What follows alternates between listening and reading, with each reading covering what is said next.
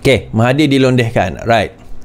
Now, dia ada 4 perkara di dalam pembelaan Anwar Ibrahim. Ada 4 perkara yang Anwar sebut sebagai fakta kes. Dia banyak sebenarnya. Kalau kita baca buku ni, saya kata banyak lagi. Tapi Anwar sebut 4 saja. Kenapa 4 je? Sebutlah semua. Buat apa nak panjang-panjang? Dia hanya perlu buktikan fakta itu benar. Cukup. Fakta 22 tahun, fakta 22 bulan. Okay, fakta dia bagi harta, bagi projek pada anak menantu dia, dan fakta dia bagi projek pada kroni. Cukup. Tak perlu nak sebut semua. Cukup apa yang membenarkan fakta tersebut. Baik, kita tengok. Dia ada 4 benda yang disebutkan. Pertama, bail out. Dia ada 5 sebenarnya. Saya tambah satu lagi. Sekejap, saya tambah satu lagi kot.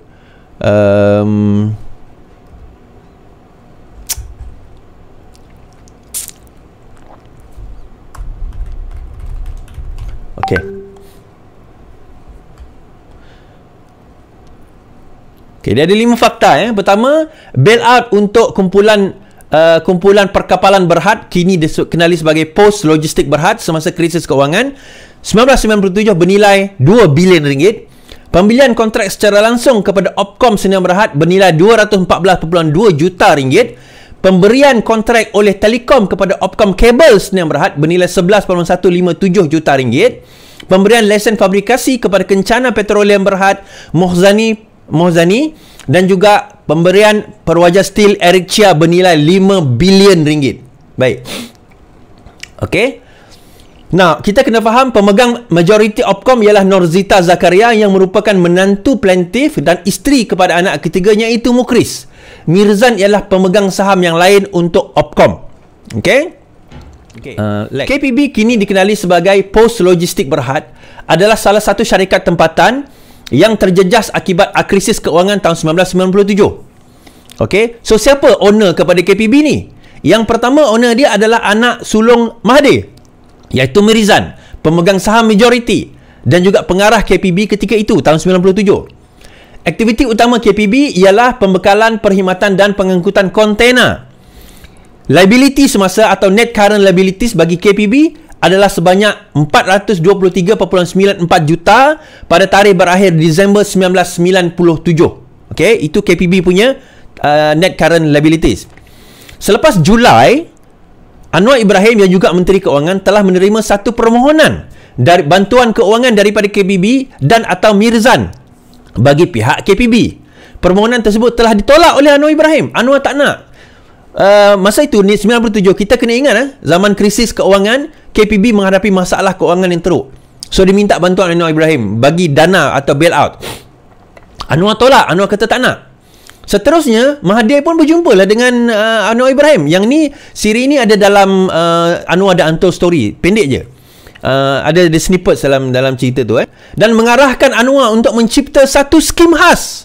Tujuan dia untuk bagi duit lebih kurang 2 bilion ringgit daripada pembendaharaan atau kantong negara bagi membantu KPB, syarikat anak Mahathir atau Mirzan, dalam hal ini, dalam hal nak selamatkan anak KPB ini. Anwar telah menggesa Mahathir untuk mempertimbangkan semula skim yang dinyatakan kerana adalah sukar untuk kita nak merasionalkan dan menjustifikasikan penggunaan dana pembendaharaan untuk nak selamatkan KPB pada waktu itu. Defendant yang juga menyatakan, defendant bagi tahu, Anwar bagi tahu kepada Mahathir, sekiranya Mahathir nak teruskan juga pengeluaran dana, maka perlu dibentangkan belanjawan tambahan kepada Parlimen untuk diluluskan. Tak boleh nak bagi nilai-wili, nak bagi macam tu je, tak boleh. Jadi pada masa itu Anwar tapi ialah Mahathir kecewa lah dengan jawapan Anwar dan menekankan bahawa kalau didedahkan di Parlimen, benda itu akan memalukan Mirzan dan juga dirinya sendiri sebagai Perdana Menteri. Walaupun Anwar enggan melayan permintaan KPB untuk bantuan keuangan dan beliau telah menjawab Mahathir seperti yang dinyatakan di atas, dependen kemudiannya memaklumkan kepada Tan Sri Muhammad Hassan Marekan, masih hidup lagi orang ni, yang merupakan Presiden dan CEO Petronas terdahulu, bahawa Mahathir telah mengarahkan Petronas untuk bail out KPB. Okey, so dalam tak sempat dia nak selesaikan masalah tu, dia terus minta tolong dengan Petronas. Bukan minta tolong, bagi arahan pada Petronas. Tuan-tuan, ni saya nak bagi tahu. Ini saya nak bagi tahu kalau adik-adik semua masih percaya cerita fitnah liwat, inilah sebab kenapa Anwar difitnah liwat. Nak letakkan Anwar dengan skandal rasuah, tak ada. Skandal penyalahgunaan wang, tak ada. Skandal itu, skandal ini, tak ada. Maka pada waktu ini 1997 wujud 50 dalil kenapa Anwar tidak boleh jadi Perdana Menteri. 50 dalil itu menyebut tentang skandal dengan bini orang, Samsida, skandal dengan itu, skandal dengan ini, dia main belakang dan sebagainya. Macam-macam cerita. Sebenarnya cerita itu semua fitnah untuk untuk memastikan dia jatuh disebabkan keengganan dia untuk nak buat perkara songlap duit rakyat untuk nak bail out projek anak bini seperti yang kita dedahkan ini. Hari ini kita dedahkan setelah lebih 20 lebih tahun, dekat nak 30 tahun tuan-tuan, 20 lebih tahun lah kan, perkara ini kita dedahkan supaya nampak skandal fitnah liwat itu adalah tujuan untuk nak menutup skandal, untuk kenakan Anwar pada waktu itu. Baik, kita pergi kepada poin ini. So dia akhirnya dia daripada KPB dia minta perbendaharaan tak boleh, Anwar tak bagi, so akhirnya dia minta dekat Petronas. Apabila mengetahui bahawa Mahathir berhasrat menggunakan Petronas untuk bail out KPB, defendant Anwar Ibrahim telah berjumpa dengan Mahathir untuk menyuarakan bantahan beliau terhadap perkara yang sama. Tetapi Mahathir tidak mengendahkan bantahan Anwar dan menyatakan bahawa Petronas berada di bawah kawalan perbendaharaan. Pada 6 hari bulan 3 1998, kita kena ingat Anwar dipecat September 1998. 6 hari bulan 3 1998, Petronas telah mengumumkan rancangan untuk mengambil alih aset-aset perkapalan KPB. Akhirnya Petronas ambil juga. Perkara ini dibuat menurut arahan yang diberikan oleh pelantif, oleh Mahathir. Pada masa itu Petronas berada di bawah kawalan dan arahan Mahathir menurut Seksyen 3 Akta Petroleum 1974 kerana beliau adalah Perdana Menteri. Perdana Menteri adalah pengurusi ataupun patron kepada Petronas. Sebagai Perdana Menteri, Mahathir juga mempunyai kuasa untuk mengeluarkan apa-apa arahan yang diberikan. Mahathir juga mempunyai kuasa untuk mengeluarkan apa-apa yang difikirkan sesuai kepada Petronas. So, nak membuktikan bahawa 22 bulan tu memang dia bail out anak dia. Pada hari yang sama, 6 hari bulan 3, MISC telah memeterai 2 dokumen persefahaman MOU bersama dengan Petronas dan KPB. Defendant menyatakan bahawa objektif untuk MOU adalah memudah atau facilitate pengambil alihan aset-aset KPB melalui pembayaran tunai kepada KPB. Kita kena ingat KPB tadi ada net liability sebanyak 400 lebih juta. Okay?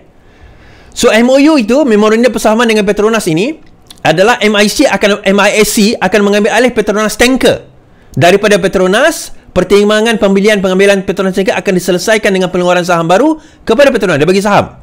Setelah pengeluaran saham baru oleh MISC kepada Petronas, MISC akan menjadi anak syarikat kepada Petronas. MOU dengan KPB pula, MISC akan ambil alih syarikat Pacific Basin Box Shipping Limited yang dikenali sebagai PNSL Limited daripada KPB dengan 48.4% MISC juga akan mengambil alih daripada PSN Berhad yang merupakan anak syarikat milik penuh KPB. 51% kepentingan ekuiti yang dimiliki oleh PNSL dalam Asia LNG Transportation dan juga Asia LNG Transport 2 Sdn Bhd. 9 buah kapal dan 2 kapal yang baru dibina dikendalikan oleh PNSL. Yang ni dia akan ambil alih. Okey. Pada 12 hari bulan 11, okey, 12 bulan 11, Anwar dipecat bulan 9. 2 bulan kemudian, transaksi 2 bulan setelah Anwar dipecat sebagai Menteri Keuangan dan kemudian Mahathir mengambil alih sebagai Menteri Keuangan. Kita kena ingat Mahathir ambil alih daripada Menteri Keuangan sebagai Menteri Keuangan. Okey, Mahathir ambil alih sebagai Menteri Keuangan. Itu kita kena ingat. So, pengambil alihan tersebut, masa bila pengambil alihan tersebut? Pengambil alihan tersebut berlaku pada setelah Anwar Ibrahim dipecat dan sebagai Menteri Keuangan. Okey, ini yang perkara yang kita kena faham. Setelah mengambil alih pada bulan 11, 9 dipecat, bulan 11 Anwar sebagai Menteri, Mahathir sebagai Menteri Keuangan. Mahathir sebagai Menteri Keuangan, telah berlaku antara MISC, KPB dan syarikat penuh KP PNSLB Berhad. MISC telah mengambil alih PNSL Limited daripada KPB dengan pembayaran tunai sebanyak 55 juta USD atau 209 juta. Kemudian MISC juga telah mengambil alih equity dan aset anak syarikat KPB dengan nilaian 165 juta USD atau 627 juta ringgit, membawa kepada hampir 1 bilion ringgit transaksi. Okey, yang ini Boleh baca sendiri 51% ini. Okey. Anwar menyatakan bahawa transaksi-transaksi MIC KPB telah berlaku di bawah bidang kuasa Mahathir semasa beliau Perdana Menteri dan Menteri Keuangan. Anwar dipecat September, dia ambil alih bulan 11, dia selesaikan perkara ini. Anwar ditangkap okey, pada September itu dipecat bukan belum ditangkap lagi, pecat. Menurut transaksi, KPB telah menerima sejumlah 220 juta USD ataupun 836 juta ringgit daripada MIC Petronas untuk tahun kewangan pada 1998 Disember. Akibatnya, pada awalnya pada Disember 97, kerugian KPB adalah 189.788 juta untuk kewangan tahun berakhir. Disebabkan oleh transaksi yang dibuatkan oleh Mahathir tadi, disebabkan Mahathir buat benda itu semua, KPB kemudian melaporkan keuntungan sebanyak 126.53 juta ringgit dalam masa setahun. Disember 97 tadi dia rugi 189 juta. Disember 98 dalam zaman kewangan zaman kemelesatan ekonomi, zaman krisis keuangan pada waktu itu, tiba-tiba company KPB untung 126 juta. Daripada mempunyai liability semasa bersih, dia rugi liability semasa, bukan rugi, daripada liability semasa dia dalam balance sheet dia 423.9 juta pada Disember 97, KPB mencatatkan net current asset 73 juta pada Disember 98. Kalau ni tak dipanggil bailout, saya tak tahu apa lagi yang dikatakan sebagai tidak mengkayakan anak bini, anak menantu sendiri, tuan-tuan. Satu ni sebenarnya dah cukup dah. Tetapi tak cukup. Anwar dedahkan lagi. Perkara kedua, Opcom Sdn Bhd. Opcom Sdn Bhd adalah sebuah syarikat yang menjalankan perniagaan fiber optik. So, dalam perkara ini, anak ketiga plaintiff, Mukhris bin Mahathir. Mukhris adalah pengarah Opcom dari tahun 94 sehingga 2009. Dan isteri Mukhris, Norzita Zakaria, pemegang saham majoriti Opcom dan pengarah syarikat daripada tahun 99. Mirzan juga adalah pemegang saham Opcom. So, tiga-tiga menantu dan juga anak Mahathir pemegang saham Opcom. Okey. So, nak pegang saham apa? Masalahnya is okey lah tu. Baik. Pada tahun 2003, ini saya silap sikit semalam. Mahathir meletak jawatan sebagai menteri dan Perdana Menteri dan Menteri Keuangan pada penghujung 2002. Saya kata 2004 semalam. Tak, sebenarnya 2002. Tapi tak mengubah fakta. Pada tahun 2003, Menteri Keuangan pada masa itu adalah Jamaluddin Jarjis. Menteri Keuangan adalah Jamaluddin Jarjis. Telekom Malaysia Berhad telah mengeluarkan surat kepada Menteri Keuangan untuk meminta antara lain kebenaran mengadakan rundingan terus dengan Opcom. Telekom adalah sebuah syarikat berkaitan JLC dan Menteri Keuangan memegang satu saham khas yang memberikan MKD kuasa untuk menolak keputusan lembaga pemegang saham yang lain. So, maksudnya golden share ni, tuan-tuan, walaupun kerajaan ada satu share je dalam Telekom, tetapi satu share itu dia ada kuasa veto. Ini dipanggil golden share. Kalau kita belajar corporate law, kita akan tahu golden share bermakna dia ada satu veto power, golden share, untuk menentukan, even membatalkan semua keputusan lembaga pengarah. Itu adalah kerajaan. Dan di bawah Menteri Keuangan pada masa itu Jamaluddin Jarjis, dan pada masa itu mendapat arahan. Walaupun dia bukan Perdana Menteri, tetapi kita kena ingat, dia yang mengarahkan. Saya rasa dia masih lagi presiden, saya tak tahu presiden atau tidak, tapi pengarahan itu tetap datang daripada dia. Kita kena faham benda tu. Pada masa yang material, MKD berada di bawah kawalan dan arahan plaintiff kerana beliau adalah Perdana Menteri dan Menteri Keuangan Malaysia. Okey. Kemudian pada tahun 2003, Menteri Keuangan telah mengeluarkan surat untuk menguruskan. Ni rasanya pendedahan ini awal sebelum dia meletak jawatan. So, dengan Telekom itu awal sebelum dia meletak jawatan. Pada bulan 10 2003, Menteri Keuangan telah mengeluarkan surat untuk meluluskan permohonan Telekom untuk rundingan terus seperti yang dinyatakan di atas. Setelah itu, rundingan terus yang berkaitan Telekom dan Opcom telah berlaku antara Oktober dan November. So, sebelum peletakan jawatan itu telah berlaku, masa lepas rundingan itu diberi, projek itu diberi, akhirnya pada Oktober November Menteri lah segala-galanya. Okey. Alright. 214 juta, tuan-tuan. Dan akhirnya melalui surat award bertarikh bulan 11 2003, Telekom telah melantik Opcom dengan kontrak berjumlah 214.2 juta. Okey. Sekitar Jun 2004, Opcom telah menyerahkan hak milik faedah dan kepentingan pihak dan jumlah kontrak tersebut kepada Opcom Holding. Pengeluaran surat telekom bertarikh bulan 9 2003, surat Kementerian Keuangan bulan 10 2003 serta rundingan bagi kontrak fiber telah berlaku di bawah kawalan, arahan dan atau bidang kuasa pelantif iaitu Mahathir semasa beliau Perdana Menteri dan Menteri Keuangan Malaysia pada tahun 2003. Dia penghujung 2002 kan. Alright, sekejap.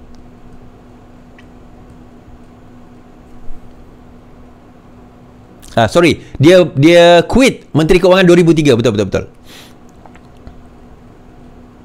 Ya, betul. Dia pada masa itu dia berhenti sebagai Menteri Keuangan pada tahun 2003. Sorry, saya silap. So kalau kita tengok Menteri Keuangan kedua Jamaluddin Jarjis pada masa itu. Jadi saya betulkan sikit. So satu surat award tahun 2003 kan, tahun 2003 dia berhenti sebagai Menteri Keuangan pada tahun 2003. Okey. Pada November 2003 dia berhenti sebagai Menteri Keuangan pada November 2003. So benda ini masih lagi di bawah kawalan beliau. Melalui surat award bertarikh bulan 11 2003, sebelum dia meletak jawatan, dia telah Telekom iaitu di bawah kuasa beliau telah melantik Opcom sebagai kontraktor bagi pembekalan kawal kabel fiber optik bernilai 214 juta. Dan akhirnya pada 2004 segalanya diserahkan. Pengeluaran surat Telekom bertarikh bulan September 2003. September 2003, di mana pada masa itu beliau juga adalah Menteri Keuangan, dan juga surat Kementerian Keuangan bertarikh 7 hari bulan 10 2003. Baik. Opcom Kabel Sdn Bhd. Okey, Opcom Kabel Sdn Bhd. Ini satu lagi syarikat. Yang ketiga, adakah cukup tadi Opcom? Tak cukup. Kita bawa lagi company ketiga. Opcom Kabel Sdn Bhd pula. Baik. Opcom Kabel Sdn Bhd dimiliki oleh siapa? Pertama, Mirzan, anak pertama. Daripada 94 sehingga 2021, pengarah Opcom Kabel Sdn Bhd. Mohzani, anak yang kedua, pengarah Opcom daripada 2009 sehingga 2019. Mukhris, pengarah Opcom dari tahun 94 sampai 2009, dan isteri Mukhris, Nozita Zakaria, dari tahun 95 sehingga 2021. Okey. Opcom ini telah mendapat kontrak bernilai 11.5157 juta daripada Telekom pada 2018. Tadi kita cerita tahun 98 97.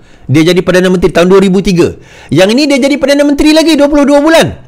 So dia bagi projek pada masa ini 2018. 10 hari bulan 5 2018, sewaktu dia jadi Perdana Menteri. Okey. Jadi Perdana Menteri 9 Mei, kita kena ingat saya ingat tarikh ni. 9 Mei 2018 kita menang. 10 Mei dia angkat sumpah. Okey. Selepas pilihan raya 10 Mei dia angkat sumpah, dia jadi Perdana Menteri. Kontrak itu telah diluluskan terus sebelum jemaah menteri dibentuk, tuan-tuan. Sebelum Mahathir bentuk jemaah menteri dibentuk, Menteri Keuangan dibentuk pada bulan 7 2018. Nanti ada orang tanya, menteri tu Menteri Keuangan bukan Lim Guan Eng ke? Tak, Lim Guan Eng belum dilantik. Kelulusan itu diberikan oleh Mahathir sebelum pelantikan Lim Guan Eng sebagai Menteri Keuangan. Menteri Keuangan dilantik pada bulan 7 Julai 2018. Mahathir angkat sumpah sebagai Perdana Menteri bulan 5. Bulan 5 ke bulan 7 itu dia bagi projek kabel kepada Opcom. Tak habis lagi. Itu menjawab 22 bulan. Yang tadi menjawab 22 tahun. Kencana Petroleum Berhad. Yang ni 22 bulan juga. Pada tahun 2001. Anak kedua pelantif Mohzani telah menubuhkan sebuah syarikat bernama Kencana Capital Sdn Bhd dan mengambil alih fabrication. Dia ambil alih fabrication yard tersebut di Lumut dengan melabur dalam HL Engineering. Pada tahun 2002, Petronas telah memberi satu lesen fabrikasi offshore structure yang besar kepada Kencana Petroleum, walaupun baru ditubuhkan. Company baru tubuh, Petronas bagi projek besar pada dia sebab anak Mahathir. Pada masa tersebut diberikan Kencana Petroleum, pelantif adalah Perdana Menteri dan Menteri Keuangan. Akibatnya pelantif menjalankan pengawasan terhadap pengeluaran lesen fabrikasi, memandangkan Petronas beroperasi sebagai entiti penuh di bawah Mahathir berdasarkan Seksyen 3 Akta Kemajuan Petroleum. Okey, 4 dah. Ini pula 22 bulan, 22 tahun. Sekarang ini kroni. Siapa kroninya? Pewajar Steel. Dia banyak, tapi ini salah satu. Dalam kes ini dibawa Pewajar Steel.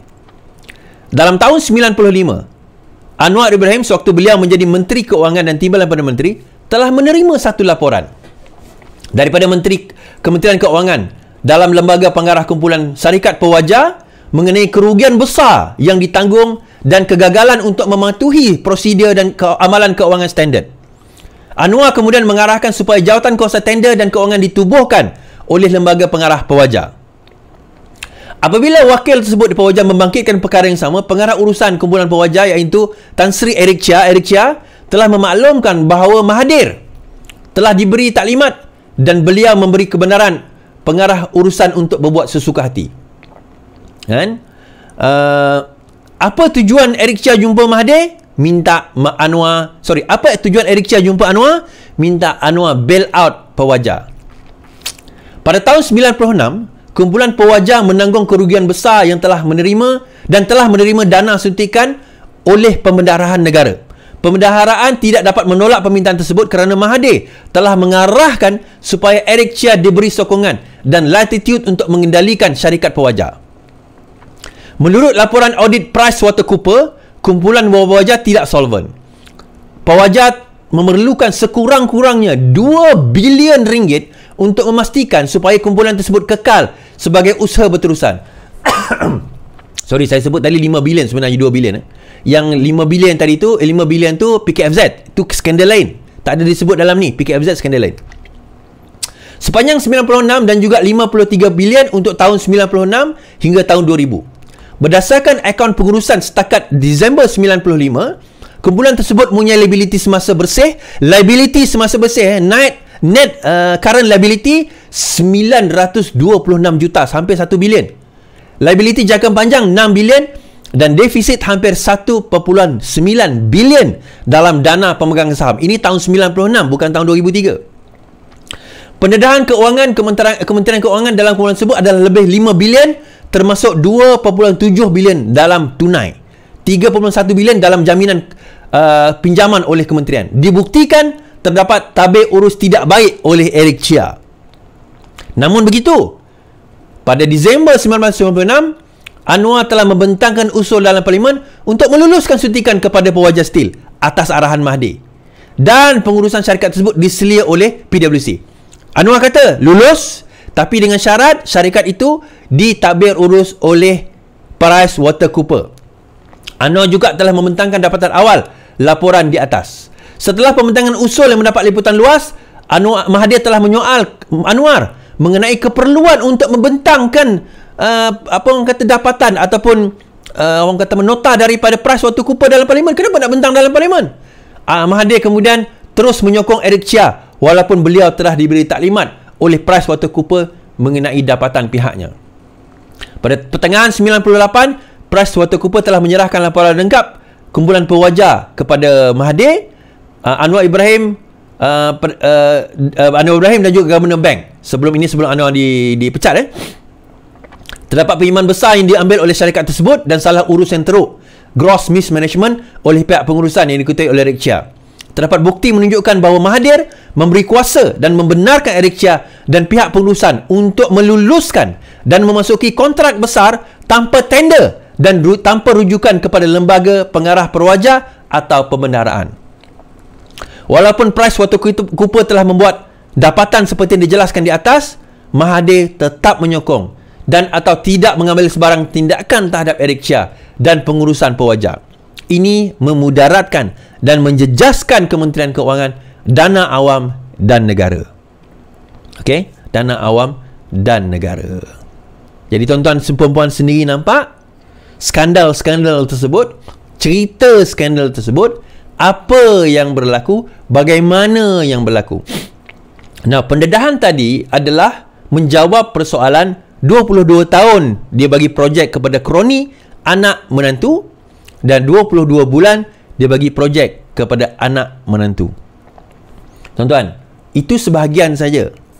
Ada banyak lagi yang tidak didedahkan. Dalam buku ni ada Malaysian Maverick, Mahathir Mohamad in Turbulence Time oleh Barry Wayne, Asian Wall Street Journalist. Saya baca buku ni cover to cover, saya baca a few times dan banyak antara yang tidak disebut, if I may, untuk rujuk kat sini kan, antara je PKFZ tidak disebut, Tidak disebut juga tentang Bakun. Banyak lagi ada beberapa lagi yang tidak disebut tentang skandal-skandal yang besar, yang bigger bus yang akhirnya meletup skandal-skandal tersebut. Dan juga antara pemain besar Mahathir ini adalah Tun Daim. Cuma dalam kes ni, sebab dia tidak berkaitan dengan Daim tu dia ada skandal lain, tuan-tuan. Kita nak bercakap tentang reform. Kita nak bercakap tentang reformasi.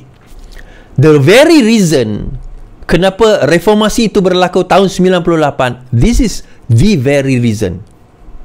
Faham benda ni? Dan reformasi yang Anwar nak lakukan ini bukan berlaku tahun 98. Dia dah buat awal lagi. Sewaktu dia masuk dalam UMNO tu sendiri tahun 80-an, dia cuba buat reform di dalam UMNO. Tetapi gagal. UMNO pada masa itu tak nak berubah. Sebab apa? Sebab kepala dia memang nak korup. So, bila dia jadi timbalan Perdana Menteri, dia jadi Menteri Keuangan, dia harapkan dia boleh buat perubahan. Tapi dia tak boleh buat perubahan. Namun Mahathir gagal dalam nak memerangkap. Anwar Ibrahim, alhamdulillah, dia istiqamah. Tak ada skandal rasuah, skandal penyelewengan, tak ada. Tak berjaya dibuktikan pun oleh Mahathir. So, akhirnya, macam mana cara nak kenakan Anwar? Kita fitnah dia dengan liwat. Sebab apa liwat? Sebab kalau setakat skandal seks biasa dengan perempuan, bagi orang kita ni, yalah, skandal seks, biasa je lah. Tapi kalau liwat, tuan-tuan, liwat ni dia ada implikasi undang-undang. Kalau skandal seks dengan perempuan, kalau lelaki dengan perempuan dengan lelaki, tak ada implikasi undang-undang. Dia sekadar malu je lah. Kalau nak perangkap Anwar, sekadar malu. Dia tak ada implikasi undang-undang. Dalam undang-undang negara kita, selain syariah, tak ada implikasi undang-undang penjara, sebab tak ada untuk skandal seks. Okay? Tetapi untuk skandal liwat ada. 20 tahun penjara dan 20 kali sebatan. So, dikenakan. Dalam liwat pertama 2004, Anwar Ibrahim, Mahkamah Persekutuan mendapati beliau tidak bersalah. Sebab itu saya kata Allahyarham Tuan Guru Nik Aziz kata benda ini semua fitnah. Beliau nampak. Tapi orang PAS zaman sekarang dia tak nampak. Dia tak nampak, tuan-tuan. Sebab hati mereka telah dibutakan oleh pemimpin-pemimpin mereka yang menipu. Kita daripada dulu committed. Kita daripada dulu konsisten dalam memperjuangkan kebenaran. Dalam memperjuangkan penentangan terhadap rasuah. Kita daripada dulu committed. Kita daripada dulu memang steadfast, kita kata. Konsisten, istiqamah dalam nak buat kerja ni. Tak pernah berubah. Dan Anwar Ibrahim sekarang ini istiqamah dalam perkara ini dan tak pernah nak berubah. InsyaAllah kita doakan Datuk Seri Anwar Ibrahim berjaya buat benda ni. Kita doakan insyaAllah Datuk Seri Anwar Ibrahim dan pasukannya berjaya membuat reformasi seperti mana yang kita harapkan. Dan insyaAllah kalau perkara ini dilakukan dengan baik, negara boleh bergerak ke arah yang lebih baik. Negara boleh jadi lebih baik.